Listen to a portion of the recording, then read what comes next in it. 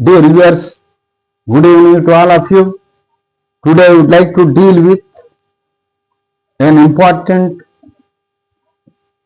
area under correct use of prepositions, part 3.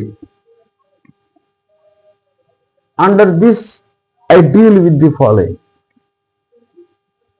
On, upon. Place సంబంధించి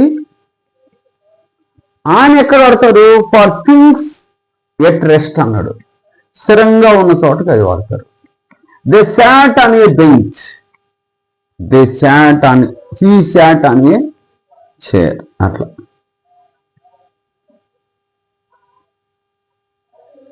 అట్లే upon ఎక్కడ?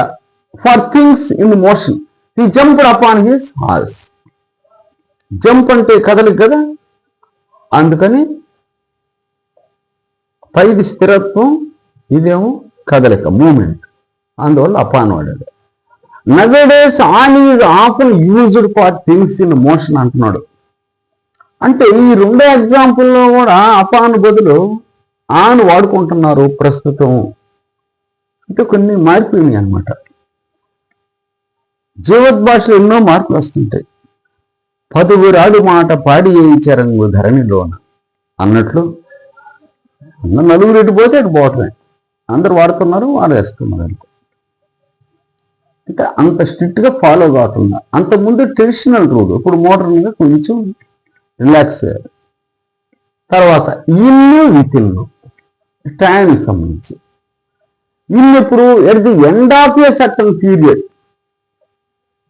వితిల్లు before the end of a certain period.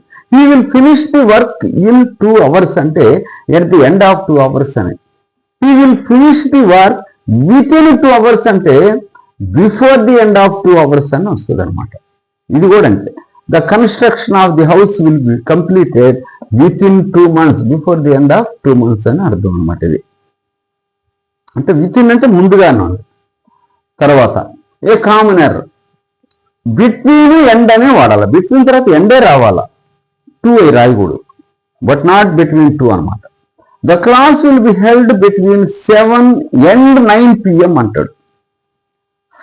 2 వాడాలనుకుంటే from వాడు, from to. The class will be held from 7 to 9 PM అట్లా కూడా వాడుకోవచ్చు అనమాట. Okay, thank you very much for ever being with me.